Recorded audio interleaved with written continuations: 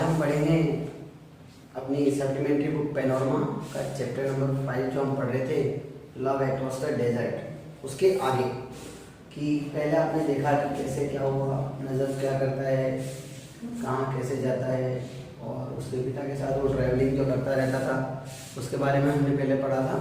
अब हम पढ़ेंगे कि वो जो उधर से रिटर्निंग होते थे या फिर इधर से आते थे तो वो एक स्पाइसेस बेचने वाले को, स्पाइसेस सेलर था, उसके घर पे कभी कभी रुका करते थे।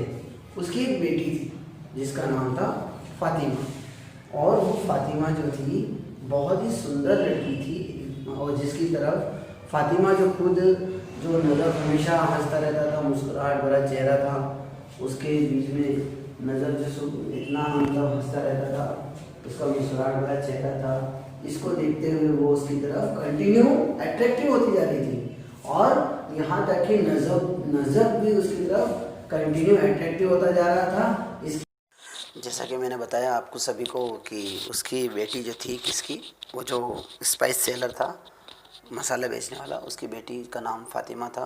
वो बहुत ही सुंदर थी।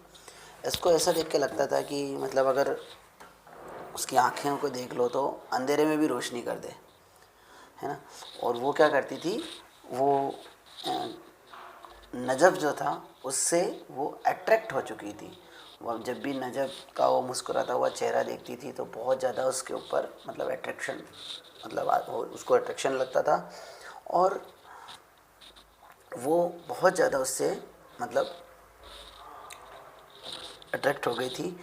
यहाँ पर फातिमा जो है, अब वो ऐसा यहाँ पे इसमें बताया गया है कि वो एक मतलब मैरिज करने लायक हो गई थी, और उसके जो पिता जो है वो उसकी शादी जो है ऐसे लड़के से, गांव में एक ऐसा आदमी था, ऐसे व्यक्ति से करना चाहते थे जो मतलब एब्यूजिंग वर्ड हमेशा बोलता रहता था, आकड़ू किस्म का था, और इम्बैलेंस, मतलब कहने का मतलब मतलब वो मतलब बहुत बेकार किस्म का आदमी था। उसके पिता जो है वो इस बेस पे उसकी शादी करना चाहते थे। अब यहाँ बात आती है कि जो वो हमेशा ये बोलती थी कि मेरा क्या मतलब, मेरा तो ये दुर्भाग्य है कि मैं इन गूंगों के बीच में पड़ गई। मतलब फातिमा को वो लड़का बिल्कुल पसंद नहीं था, और नजफ़ को उसने अपने, जब वो नजफ़ वहाँ रुका हुआ था तो फातिमा उसके पास गई और उसको अपने पास बुला के और बोला कि मैं तुमसे बहुत ज़्यादा लव करती हूँ, मैं तुमसे शादी करना चाहती हूँ, और वो बोलती है कि मैं तुम्हारा वेट करूँगी जब तक कि तुम वापस नहीं आ जाते। लेकिन उसका जो इस बार जो है, उसका जो अंकल था, नजफ़ का अंकल जो था, वो उसके साथ गया था। तो नजफ़ का अंकल जो है इस बारे में ये सब चीज़ें देख रहा था, वो ये सब चीज़ें सोच रहा था कि उन सबको मतलब उसके जो नजफ़ के और उस फातिमा के जो रिएक्शन को है वो मतलब वो नोटिस कर रहा था।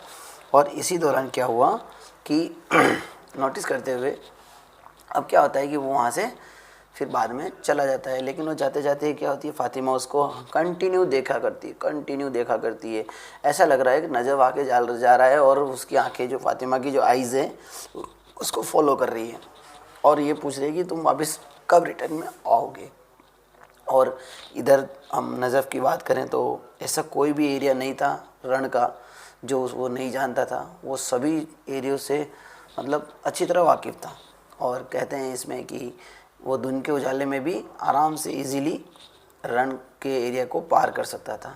अकेले तारों की मतलब जो वो ऐसा चल रहा था कि वो तारों की रोशनी में भी उसको इजीली रण का एरिया जो है, मतलब कहने का मतलब रण का जो एक एक, उस एरिया का जो एक एक चप्पा चप्पा जो है वो नजफ़ के मतलब नजफ़ उससे वाकिफ़ था। और देखा उसने देखा कि सुबह जैसा कि किसी कोई भी बुजुर्ग ऐसा साहस नहीं कर सकता था, अकेला वो तारों की रोशनी में चल पड़ा, और चलते चलते जैसा कि किसी बुजुर्ग ने ऐसा साहस नहीं किया, वो सुबह जमन के चिल्लाने की आवाज़ आई, और जमन के चिल्लाने की आवाज़ से आफताब जो है वो जग गया, और वो कहता है कि वो दुष्ट क्या चाहता है। अपनी नींद भरी आंखों को मलते हुए मतलब आइज़ को अपने मलते हुए बोला कि अब तो मुझे नजफ़ का पता ठिकाना पूछना ही पड़ेगा कि नजफ़ कहाँ है, क्या कर रहा है, क्योंकि नजफ़ उन दोनों को चकमा देके वहाँ पे फातिमा के यहाँ पे निकल चुका था। और इसी के साथ बाकी का जो चैप्टर है हम अगली क्लास में पढ़ेंगे। Have a good day.